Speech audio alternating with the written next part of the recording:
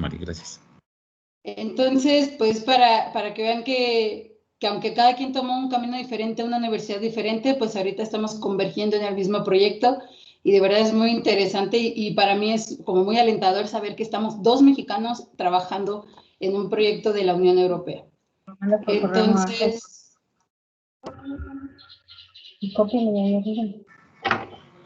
No, adelante, Mari. Disculpen, la audiencia, por favor, ¿pueden apagar los micrófonos? Gracias. Gracias, Edgar. Adelante. Continúo. Pues aquí en nuestro lado derecho, o al menos si es mi derecha, tenemos la silueta de una mujer. Sabemos que el promedio en México de una mujer es 1,58, que es justamente lo que yo mido. Pero si nos vamos a toda la escala, pues sabemos que nuestro cerebro mide 15 centímetros en aproximación, una mosca, los ácaros, y una de las cosas más pequeñas que podemos observar a simple vista, pues es un cabello. Si nos vamos todavía más para allá en la escala, tenemos los glóbulos rojos y las bacterias, que sí las podemos ver, pero con ayuda de una herramienta. Ahora, todo lo que le sigue, que son las nanopartículas, el material genético, etcétera, que pasan a 1 por 10 a la menos 9 metros, es todo lo que engloba la nanotecnología. Justamente ese nano, pues ya sabemos que es el prefijo. ¿Y por qué? ¿Por qué pasar de macro a micro, de micro a nano? Como sabemos que a lo largo de nuestra historia, pues nosotros buscamos optimizar cada una de nuestras herramientas y dispositivos, no solamente en funcionamiento, sino también en el tamaño. Aquí tenemos un transistor como lo era en sus inicios y vemos cómo poco a poco fue disminuyendo su tamaño. También, pues algunos de ustedes pudieron tener un teléfono así, que no lo creo, igual sus papás, sus abuelos. Luego, sí tuvimos uno así, pasamos hasta este.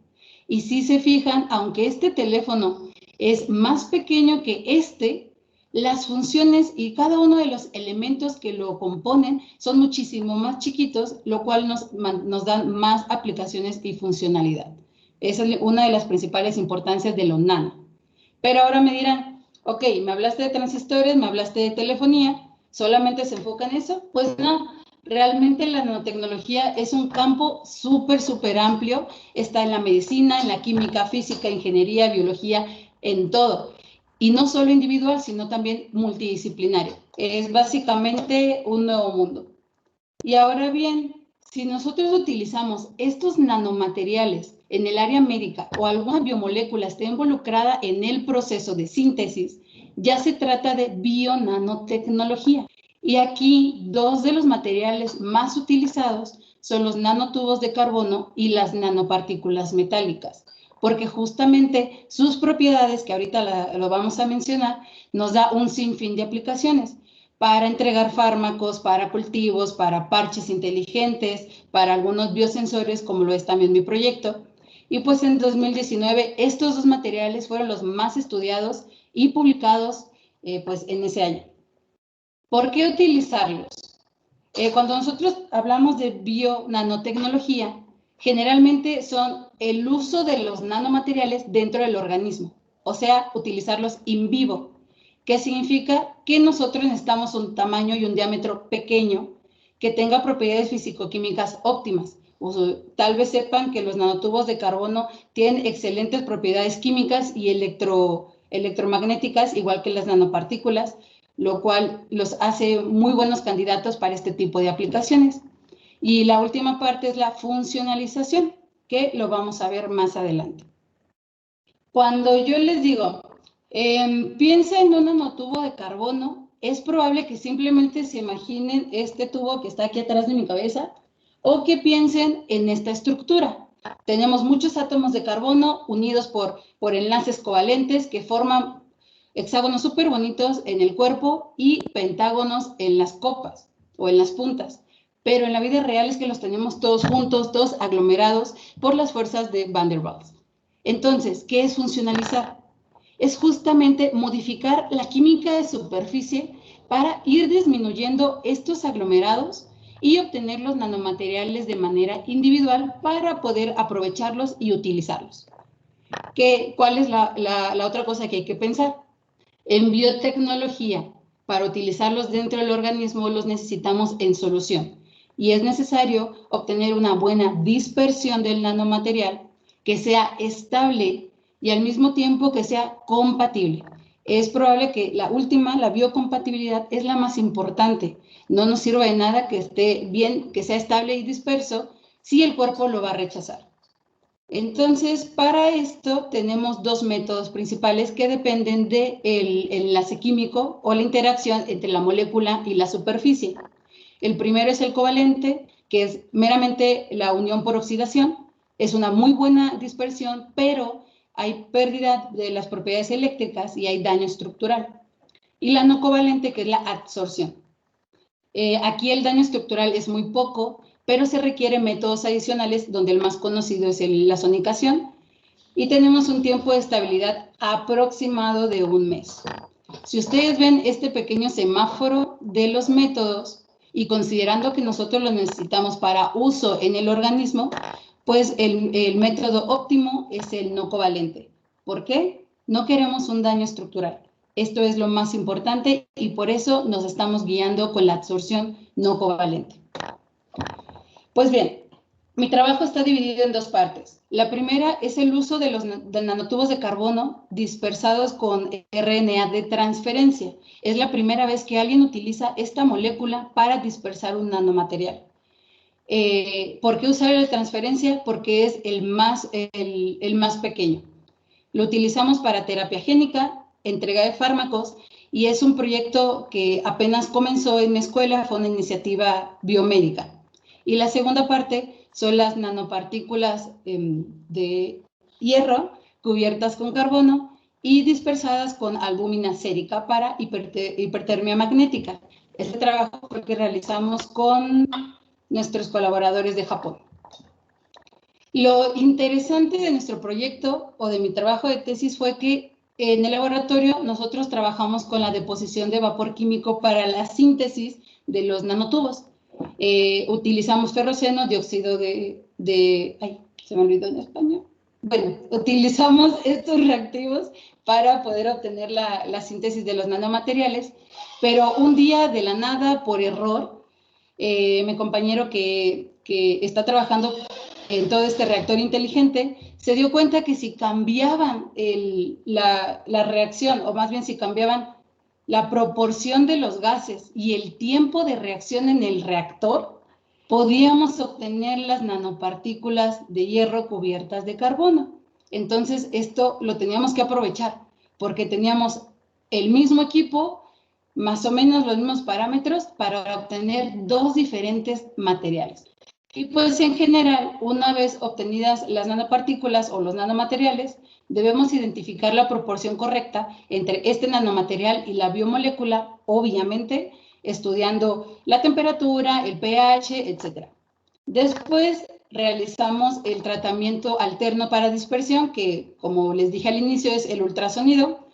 Aquí debemos saber tiempos, pulsos, poderes y si es o no necesaria hacer una centrifugación. Y como en cualquier material, conocer la morfología, analizar la dispersión y algunos otros estudios específicos como el SQUID, que es para las propiedades electromagnéticas, o el régimen térmico. Vamos a comenzar con la primera parte, que son los nanotubos de carbono. Aquí les estoy mostrando los diferentes espectros para las variaciones entre el nanomaterial y la biomolécula. Cada uno de los nanotubos de carbono tienen diferente como estructura, por decirlo de alguna manera. Si vieron en la otra imagen, es un tubo bonito donde están juntándose los pentágonos y los hexágonos, pero se pueden unir de diferentes maneras y es cuando saco mi hojita para explicar.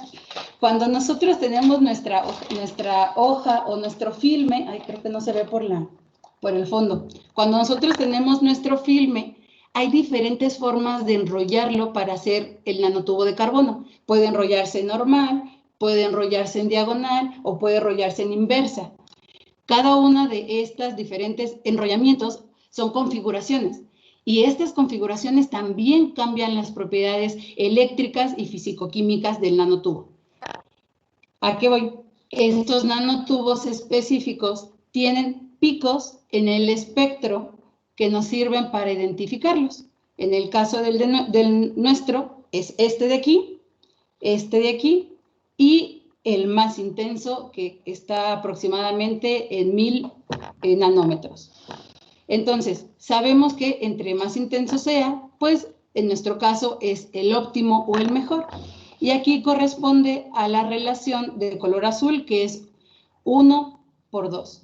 Por cada nanotubo de carbono, 2 de RNA de transferencia. Con el mismo procedimiento, nosotros jugamos con los tiempos de sonicación desde 0 hasta 180 minutos. Esta línea negra, que aunque no está súper marcada, existe. Aquí está uno de los picos, aquí está el otro y aquí está el tercero. Me van a decir, ok, sí está, pero no se nota. ¿Qué podemos concluir con esto? Que justamente la molécula de RNA sí es capaz de dispersar por sí sola los nanotubos de carbono. Sí, en muy baja proporción, pero es capaz de. Y por eso es necesario realizar la sonicación. Aquí están las diferentes líneas que corresponden a 0, 30 y hasta 180 minutos. Y las más altas son 60 y 30. Tal vez me dirán, sí, pues ya son 60, aquí nos quedamos. Pero no, como nosotros estamos realizando por primera vez el estudio con esta molécula de RNA, tenemos que saber qué le pasa también a ella, porque la vamos a utilizar en nuestra aplicación. Y es cuando realizamos nuestra electroforesis. Muchos de ustedes ya saben que nos ayuda a identificar específicamente tamaños o pesos de algunas moléculas o partículas. Aquí también corrimos en los diferentes pocillos desde 0 hasta 105 minutos con lapsos de 15 para poder observarlo un poquito pues, mejor en qué tiempo ya comienza a degradarse. En 0, pues nuestra molécula está bien. En 15 está bien. En 30, pues ya se comienza a ver un poquito, pero a partir de 45, 60 y en adelante, aquí ya se nota el barrido. O sea que nuestra molécula se está degradando. El método de desonicación a partir de 45 ya la está afectando estructuralmente. Entonces, aunque los 60 sea óptimo, nosotros no podemos jugar con las propiedades o con la funcionalidad de la molécula. Entonces, aquí nos quedamos nosotros solamente hasta 30 minutos. Y pues también es importante saber si así como no se dañó la biomolécula, no se daña el nanotubo de carbono. Cuando yo realicé mi estancia de investigación ahí en DCI, por primera vez escuché lo que era un Raman. Yo nunca lo había escuchado, no sabía qué era. Y hasta la fecha, pues todavía a veces tengo mis dudas, pero aquí está. Este es el Raman que igual como nanotubo de carbono tiene picos específicos que nos dan información acerca de la estructura, el movimiento de los átomos y los defectos. Si nosotros sacamos el radio del punto G y el punto D, podemos saber si hay cambios significativos en la estructura. Para nuestra muestra como tal, sin hacerle nada, así como nos la dio nuestro proveedor, tenemos un radio de 19. Cuando nosotros ya realizamos todo el ultrasonido, ultrasonicación, tenemos un radio de 17. No es una gran diferencia, entonces podemos decir que nuestro nanotubo no sufrió ninguna alteración estructural. Y todos estos estudios se repitieron después de 3 meses de almacenamiento. Lo bonito de la solución es que no requieren ningún criterio como muy extraño o muy extremo. Simplemente en refrigeración no pasa nada, tomamos la muestra al mes, a los 2 y a los 3 y pues sigue siendo estable. Se observan de igual manera los picos y se puede utilizar. Entonces, ¿cuál es el mecanismo de envoltura? Se conoce muy bien cómo el DNA es capaz de envolver a los nanotubos de carbono. Conocemos la estructura del material genético que consta de bases hidrofóbicas y de esqueletos de azúcares hidrofílicas. Pues justamente esas bases son las que interactúan con la superficie de los nanotubos de carbono, porque pues el carbón hidrofóbico, y lo envuelven de esta manera como está aquí en este esquema.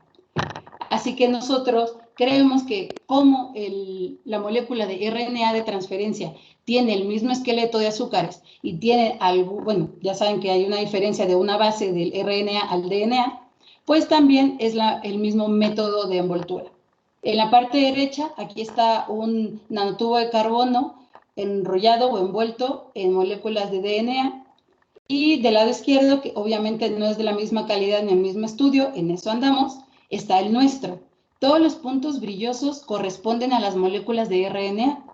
Entonces, si se fijan, aquí nuestro nanotubo de carbono sí está recubierto por la molécula, lo que nos indica, uno, necesitamos purificarla para disminuir esta cantidad de moléculas, así que no solo están flotando en la solución, pero al menos nos confirma que sí están sobre el nanotubo de carbono. Si recuerdan al inicio, yo les dije que esto era para terapia génica y que nosotros estábamos aprovechando nuestra molécula como dispersante y también como parte de la bioaplicación en sí. ¿Por qué? Porque el RNA de transferencia juega un papel importante en la síntesis o en la producción de las proteínas. Si saben, nuestro código genético indica específicamente en dónde debe detenerse, en dónde debe iniciar. Pero algunas enfermedades justamente están dadas porque hay mutaciones en el gen que de repente se alocan y le dicen aquí al cuerpo y a las células, no, detente, aquí ya no, cuando sí debían continuar o viceversa. Entonces queremos utilizar también el RNA para que disminuya o suprima estos codones que le digan detente y evitar estas enfermedades hereditarias. Y del lado derecho tenemos una imagen de nuestras nanopartículas optimizadas, todo el protocolo, como les acabo de mencionar, contenidas en nanopartículas lipídicas. Esta parte de esta imagen ya fue realizada por nuestra colega Tatiana Prishkachikova y ella ya lo está estudiando in vivo. Entonces, hasta ahorita esta parte del proyecto ya está en etapa de estudios in vivo, pues en ratones. Y entramos a la segunda parte, que son las nanopartículas de hierro con cubierta de carbono. Primero, estas nanopartículas metálicas son muy utilizadas. El problema con el hierro es que fácilmente se oxida.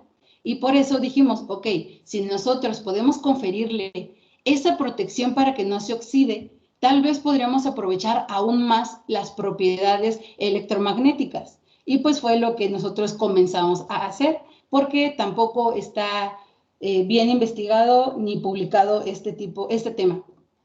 Igual que la vez pasada, pues empezamos a trabajar con diferentes tiempos de sonicación y diferentes concentraciones de las nano en la solución de albúmina. ¿Por qué aquí no nos estamos enfocando tanto en espectros, por ejemplo? Aquí yo no les voy a mostrar que el pico más alto, que no, porque la albúmina fue el primer dispersante conocido. Este se utilizó desde 1900, 1800, no sé qué, mientras que el RNA era algo innovador. Entonces, como la metodología de la albúmina ya era conocida, nos enfocamos más en las propiedades para la aplicación. Aquí ya se los quise mostrar más visual cómo luce nuestra solución. 0 minutos de sonicación, vemos al fondo todas nuestras nanos. A 30 minutos ya es una solución homogénea y por alguna extraña razón a los 45 comienzan a aglomerarse de nuevo. Entonces dijimos, ok, nos quedamos con los 30 minutos y de la misma forma repetimos los estudios después de 2 semanas. Hasta ahorita, bueno, creo que la última vez que mis colegas en Japón me escribieron sobre la solución fue hace como 2 meses, o sea, ya casi 1 año, y dijeron que la solución todavía se veía así. No han realizado estudios, pero al menos a los 14 días seguía estable sin alteraciones en las propiedades. ¿Y por qué nosotros creemos que funciona? De la misma manera que lo es con la molécula del DNA y el RNA. Esta es la estructura o el esquema de la albúmina. Como saben, está compuesta por 3 diferentes dominios o subunidades. Cada una de ellas tiene regiones tanto hidrofílicas como hidrofóbicas, pero el dominio 3 es en su mayoría hidrofílica y creemos que esta región es justamente la que está interactuando con el cascarón de las nanopartículas, lo que le permiten que repela a las demás en la solución. Pues, hablando meramente de la hipertermia magnética, también hay un egresado del Poli que realiza su maestría, o ya terminó, si no me equivoco, en DCI y también trabajó en este tema. Algunos tumores de muy difícil acceso, como en la próstata, ováricos, y pues sabemos que hay muchos efectos secundarios para los pacientes. Lo que busca esta terapia es disminuir los efectos secundarios y hacerlos más eficaces. Justo en donde están los tumores de difícil acceso, se inyecta una solución con las nanopartículas en el sitio más cercano. Se aplica un campo electromagnético para atraerlas precisamente al sitio del tumor y después se intensifica este campo para convertir las ondas, por decirlo de alguna manera, en calor y quemen al tumor. Hay 4 parámetros que considerar aquí. Obviamente el primero, que es el más importante, son las propiedades magnéticas de las nanos. Después, la proporción específica de absorción, que nos indica esta cantidad de energía electromagnética que las nanos puede convertir en calor. Y las 3 y 4 son dadas por la FDA. La primera es la concentración máxima. No debe superar los 10 miligramos entre mililitro, sino pues ya es una intoxicación en el paciente. Y el producto de la amplitud y la frecuencia del campo aplicado, que si es mayor a 10 a la 10, ya empieza a producir un daño en las células alrededor del tumor. Entonces, tampoco ya no es benéfico. En vez de atacar solamente el tumor, ya empieza a atacar células sanas. Pues el SQUID, que es justamente el equipo por el que realizamos la estancia en Japón, es el que nos indica el comportamiento y la magnetización de algún material. Entonces, va cambiando este campo aplicado y pues vemos su comportamiento, por así decirlo. El hierro como tal tiene una magnetización de 200 unidades electromagnéticas. Las nanopartículas de iron oxide, que se me olvidó, perdón cómo decirlo, tienen una magnetización de 46, que sí es una cuarta parte, justamente por la oxidación. Pero nuestras muestras obtuvieron una magnetización de 86, que bien me van a decir, sí, sigue siendo bajo a comparación con el hierro como tal, pero ya es mayor a lo reportado. Esto nos dio esperanzas. Y pues los otros 3 puntos ya los englobamos en una tabla. Estamos comparando nuestras nanopartículas funcionalizadas a diferentes concentraciones, con algunas de iron oxide sin funcionalizar y algunas ya funcionalizadas.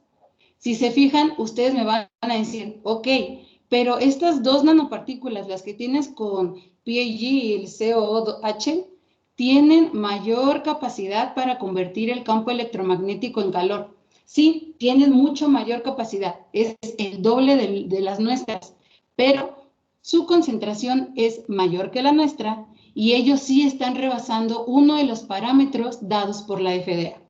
Entonces, considerando que el nuestro se mantiene en los parámetros y aún así es mayor a otras nanopartículas reportadas, pues sí podríamos decir que es un buen candidato para este tipo de terapias. Y pues, ¿ahora qué sigue? Esta es una pregunta literalmente y también no literalmente. Yo les hablé de nanotubos de carbono, nanopartículas metálicas, nanopartículas lipídicas, cápsulas, que son para biosensores, terapia génica, entrega de fármacos, etc. Nosotros por primera vez optimizamos los protocolos para la funcionalización y por primera vez realizamos el estudio de estas nanopartículas. Pero, ¿qué hay más allá? Ahorita todos estamos en una situación súper complicada en el que estamos en casa, en el que estamos teniendo nuestro seminario, cada quien en media pijama en sus casas, tiene pros y contras, pero tenemos un virus mutante afuera y todo el mundo entra en pánico, que la vacuna nos va a modificar el material genético, que nos quieren controlar, que nos van a inyectar quién sabe qué. Pues justamente una de las vacunas aprobadas y más utilizadas, que es la de Pfizer, trabaja de esta manera, con el material genético encapsulado en nanopartículas lipídicas. Y al ser ingresadas al organismo es lo que hace o lo que provoca toda la respuesta inmune y la producción de anticuerpos pues, en nuestros organismos. Entonces, en general, esta es una de las aplicaciones más utilizadas hoy por obvias razones. ¿Qué hay que hacer? Informarnos. Creo yo que no es algo que tengamos que recordarnos tanto entre nosotros porque por algo decidieron estudiar estas carreras. Ustedes reconocen que la ciencia y la tecnología son por nosotros y para nosotros, y si están aquí es porque ustedes mismos están impulsándose a ustedes y a los demás y están estimulando este tipo de vocaciones. Creo yo que el 2020, que es un año, nos dejó muchísimas enseñanzas a todos, nos dijo cuánta biotecnología, cuánta nanotecnología hay en México y cuánta necesitamos producir. Entonces, les voy a decir una frase que yo siempre digo, que es: el no ya lo tienes, ve por el sí. Yo en mi vida me hubiera imaginado ir a Rusia, en mi vida me hubiera imaginado ir a Japón, ignoren al del gas del fondo, perdón, y en mi vida me hubiera imaginado lograr poco de lo que estoy haciendo ahora. Entonces, pues yo solo les quiero decir que muchísimas gracias por atender, gracias, thank you, grazie mille, spasiba, en arigato gozaimashita. Yo feliz de contestar sus preguntas, tanto académicas, profesionales, como de cómo logramos estos trabajos y llegar hasta donde estamos. Muchas gracias, Mari, por tu muy interesante presentación. Te lo agradezco mucho. Bueno, pues es el tiempo de preguntas y respuestas. Si alguien tiene alguna pregunta, por favor, adelante.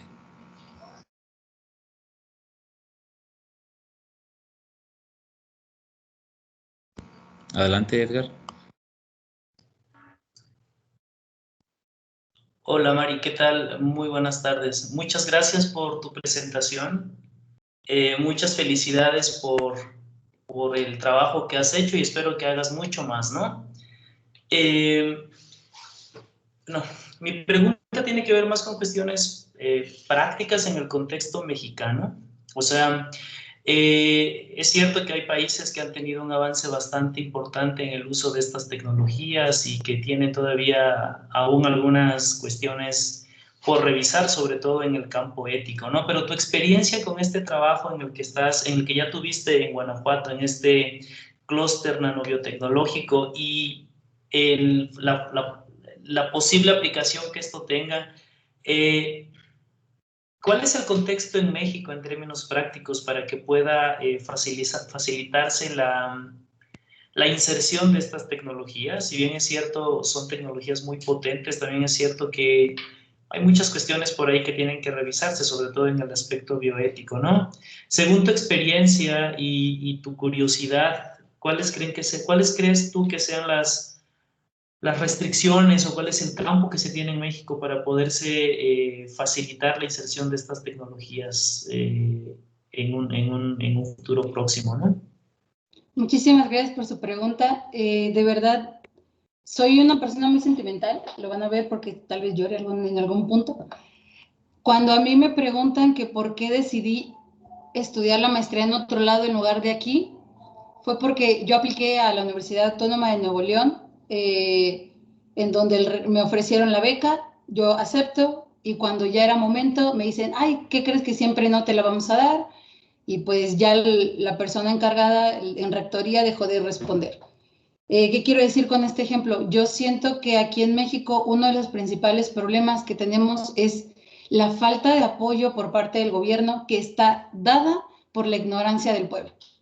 Es muy difícil, muy complicado, porque tanto yo en Rusia como en Japón fue como de, quiero trabajar en esto, va, ¿qué necesitas? No, que los nanotubos. Ok, investiga cuánto cuesta, mándame al proveedor, y en 3 semanas yo ya tenía mi muestra de nanotubos. Entonces, allá la inversión que ellos hacen en ciencias y tecnologías es muchísimo más grande. Creo bien, sí creo que los mexicanos somos demasiado capaces de lograr tantas cosas, y la verdad sí creo que seamos más capaces de lograrlos que otros países líderes, porque el mexicano siempre busca la manera de hacerlo, tenga o no lo tenga. Somos más creativos en ese sentido. Creo yo que una de las ventajas que nos está dejando esta pandemia es que la gente de alguna manera se está dando cuenta de la importancia de la ciencia.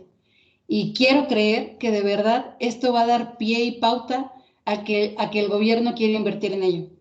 Entonces, imagínense, si nosotros ya somos como que obviamente la gente fuera de aquí sí sabe que el mexicano trabaja y sí sabe que el mexicano tiene buena ciencia, imagínense una vez que el gobierno y el pueblo confíe y crea más en esto. Entonces, siento que esa es una parte muy importante, que disminuyamos el porcentaje de ignorancia en nuestro país, para que el gobierno ahora sí diga, ok, lo necesitamos, de verdad es algo que tenemos que hacer, y pues nosotros podamos seguir implementando este tipo de tecnologías, y que al mismo tiempo pues nosotros los mexicanos no busquemos irnos, sino traer.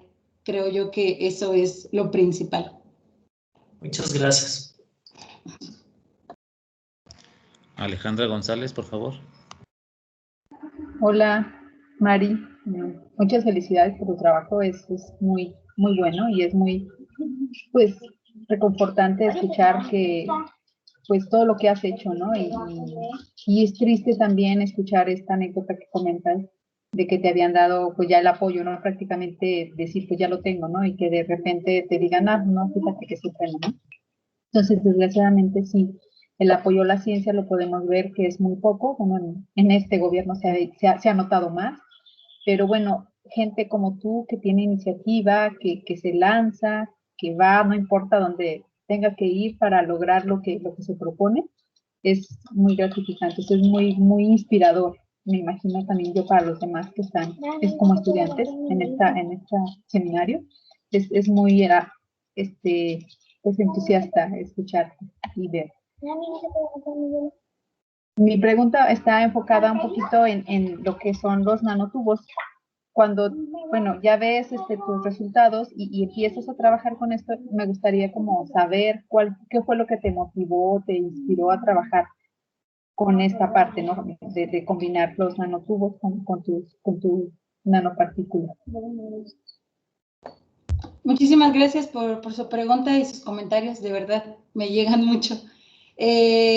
Como vieron en mi trayectoria, pues yo desde un inicio me enfoqué en la parte como biomédica o bionanotecnológica, o sea, utilizar nanomateriales para aplicaciones médicas. Desde antes de empezar mi tesis, pues yo ya veía cierto interés en materiales para el área médica. Trabajé un tiempo que fue lo del concurso de IGEM, con bioparches inteligentes para quemaduras. Entonces, yo como que me di cuenta de que por ahí iba mi tirada o mi área.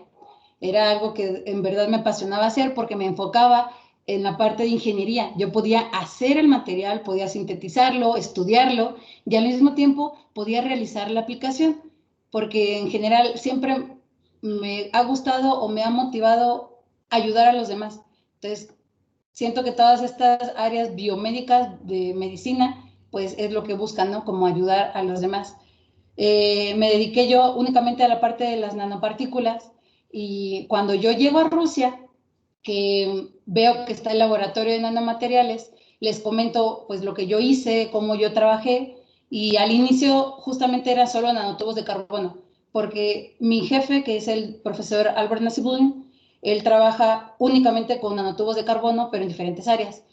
Mi jefa y yo éramos área médica, otro profesor era área de alimentaria, trabajaban para ver sensores en si se echaba o no a perder la comida, olía horrible el pollo. Estaba el área de baterías, entonces él se enfocaba tal cual en nanotubos de carbono. Yo nunca los había manipulado, y esa parte de este material sí fue porque él me dijo, puedes trabajar, continuar con tu área de bionanotecnología, pero nosotros nos enfocamos por los nanotubos. Y de hecho mi primer curso era nanomateriales base carbono, donde él fue el maestro, y yo me enamoré tal cual. Me enamoré de cómo daba la clase, me enamoré del material, de las aplicaciones, de las propiedades, del alcance que tiene, y pues fue cuando dije, no, sí soy de aquí. Pero ya después, más adelante, a mi segundo año, fue cuando se dio la oportunidad de irme a Japón, y fue cuando regresé con mis bellas nanopartículas metálicas.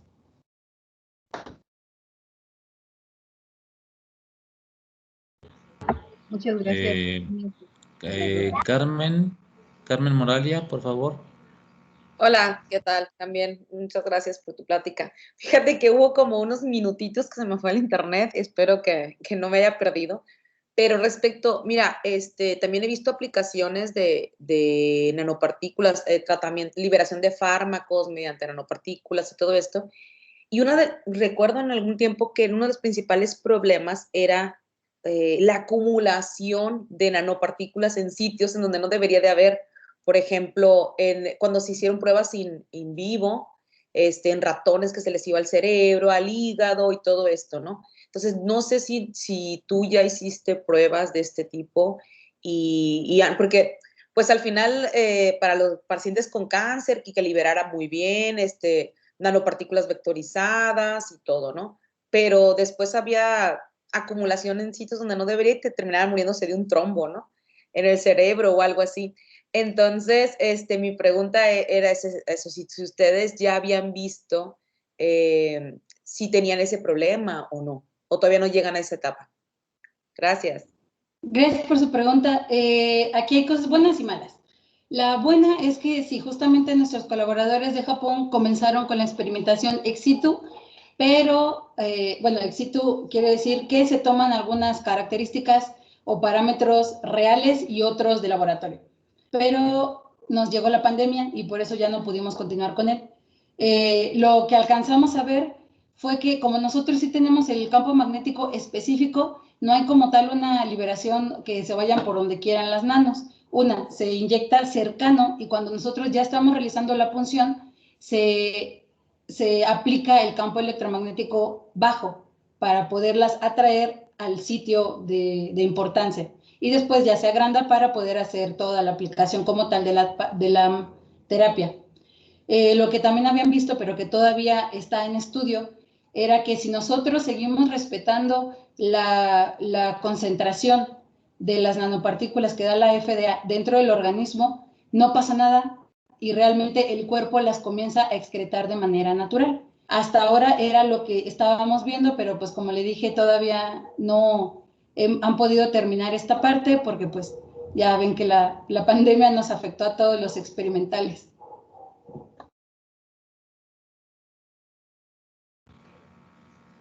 Gracias, Mari. ¿Alguna otra pregunta?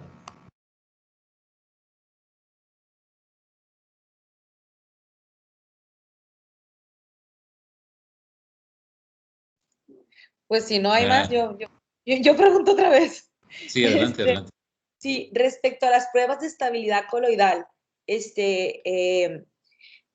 pues pones allí los frascos y esto y las imágenes después de tantos días y todo esto, pero hay pruebas específicas para hacer estabilidad coloidal, el Turbiscan o algo así, que donde estás midiendo backscattering a través de todo el tubo y estás viendo la tramitancia y también el backscattering que estás obteniendo, puedes hacerlo durante días, porque yo también hice experimentos de ese tipo, entonces creo que no darías un parámetro cualitativo, ¿no? De que, mira, después de 14 días se sigue viendo negrita. No, o sea, o se ve del mismo color, porque estamos hablando pues de nano, ¿no? Entonces sí puedes tener agregados y que no los veas. Entonces, utilizando pruebas de equipos de este tipo y aprovechando toda la infraestructura que tienes, pues tal vez se puede trabajar con equipos así y muestres un parámetro cuantitativo de, mira, si son estables durante tanto tiempo y empiezan a destabilizar por la razón que sea, o sea, la muestras y ya. No sé si has trabajado en esto. Sí, gracias. De hecho, como lo mencioné en esa diapositiva, cuando yo les mencioné sobre los diferentes parámetros para la dispersión de los nanotubos, sí les mostré el potencial Z y el DLS, el scattering. Pero cuando pasé a la parte de las nanopartículas, les dije que solamente quería mostrárselos visual, como que para que al inicio vieran cómo es como tal la técnica y después cómo se observa. Pero sí, en ambas partes nosotros realizamos el DLS y el potencial Z para observar la dispersión y todo lo de la parte coloidal de la suspensión. Y sí, de hecho trabajamos hasta como con 10 diferentes nanopartículas, moléculas en diferentes pHs y soluciones y pues sí, toda esa información nosotros sí la realizamos y sí la tenemos, pero para fines prácticos que ustedes pudieran observar cómo es la técnica y cómo se observa, lo hice de esa manera. ¿Y qué equipo de potencial Z utilizaste? ¿El Nanosizer de...? Sí, de Pfizer de Malvern. Ajá. Igual, hicimos primero pruebas en ese momento y cada día, y ya cuando íbamos reduciendo como el tiempo de estabilidad, ahora sí era como de manténlo ahí 1 hora y que lo esté revisando cada minuto para estarlo haciendo como un poquito más preciso. Pero sí utilizamos el Z6. ¿Y ahí mismo titulaste para cambiar el pH? ¿O no? No, es que nosotros no podemos cambiar el pH ahí directamente en la solución. Teníamos, literal, era una mesa como con 50 tubos diferentes, porque Ya. cada tubo estaba en condiciones. Ajá. Bueno, muchas gracias. Sí, de nada. Gracias, Mari. ¿Alguna otra pregunta?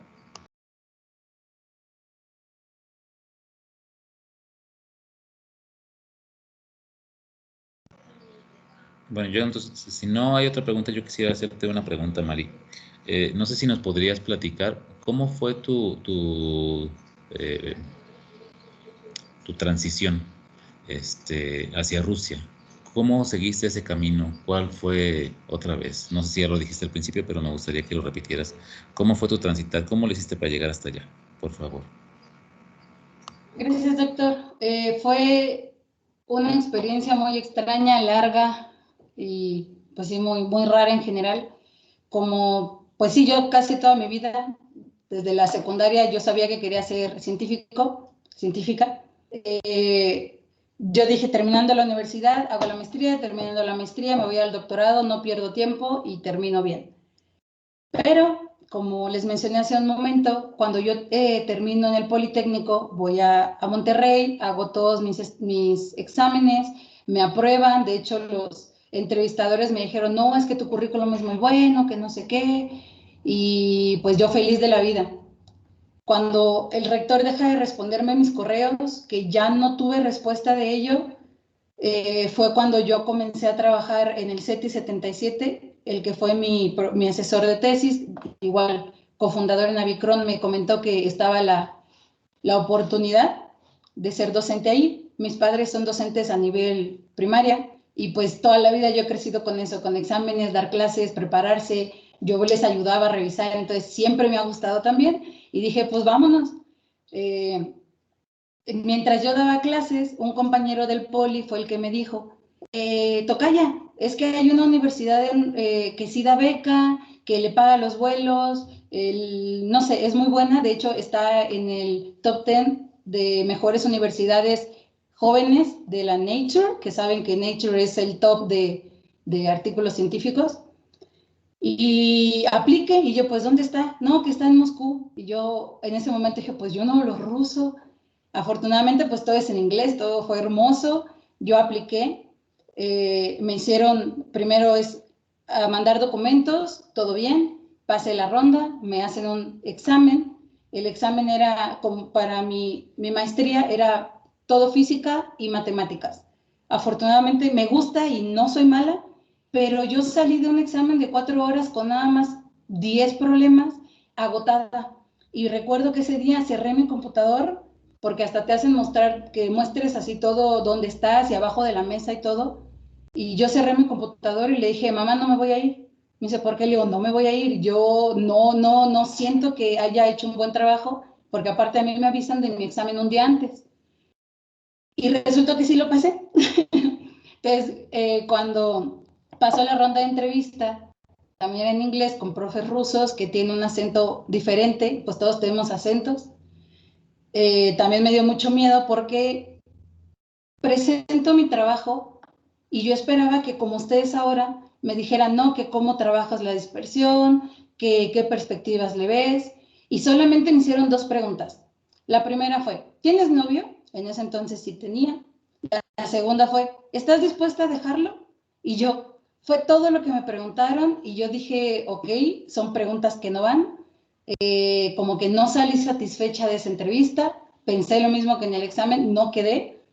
Y después, como a la semana, me contacta un doctor diciéndome, antes de que te avisen, estás dentro de la escuela y quiero trabajar contigo. No me quedé con él tampoco a trabajar, pero así fue como yo llego. De un grupo de 30 alumnos, 25 de mi grupo, solamente éramos 4 extranjeros. Como suena chiste, éramos un africano, uno de Egipto, un francés y yo. Y pues se imaginarán, todos los rusos y nosotros siempre en equipo juntos. La experiencia fue buena. Debo decir que me costó mucho porque en general tampoco nunca he tenido clases de inglés, nunca he tomado clases de inglés y me costaba un poquito comunicarme, pero yo también les decía, si ustedes ven que cometo un error, díganmelo para mejorar. Y pues así poco a poco fuimos mejorando todos juntos. La transición fue divertida y triste, pues dejar a tu familia no es nada sencillo. Y luego regresar a México, volverte a ir, irte a Japón, regresar y que de repente ya te fueras a graduar y me dijeran, no, ¿sabes qué? La pandemia, vete a tu casa, me dicen un viernes y el lunes yo ya vengo de camino a México. Fue una experiencia muy, muy extraña, pero no me arrepiento de nada. Creo que todo pasa por algo y pues por algo no me fui a la Autónoma de Nuevo León, por algo me fui a Rusia y por algo pues estoy aquí con ustedes. Muchas gracias, Mari.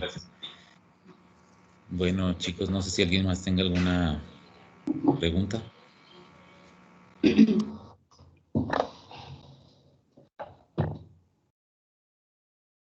Bueno, voy. Ajá. ¿Puedo decir algo? Claro. Gracias. Como les había comentado hace rato en una de las preguntas, creo que es muy importante divulgar la ciencia y la tecnología. Creo que nosotros somos pilares para ello, que nos toca, nos corresponde aumentar esta divulgación de la ciencia. Y voy a dar un pequeño comercial. Junto con unos compañeros del Politécnico Nacional creamos un blog de divulgación científica hace menos de un mes que se llama Suriciencia. Lo encuentran en Facebook e Insta para que lo revisen y lo divulguen. Estamos haciendo cápsulas cortas de temas de interés, por ejemplo, el dióxido de cloro, y tenemos una sección que se llama Aprendiendo con Expertos, en el que, por ejemplo, la primera, tuvimos una entrevista con el doctor Diego Hernández, que es del equipo que trabaja con la vacuna para COVID de la Universidad Autónoma de Querétaro. La próxima semana vamos a tener entrevista con un profesor ruso, y la próxima con uno que está en Holanda. Entonces, intentamos mostrar temas científicos de manera corta y sencilla para todo público, para que lo revisen, por favor. De hecho, creo que lo había puesto en mi slide. Déjenme, aquí abajo está, Suriciencia, para que lo revisen. Gracias. Muchas gracias, Mari. Bueno, pues no sé si alguien más tenga alguna pregunta.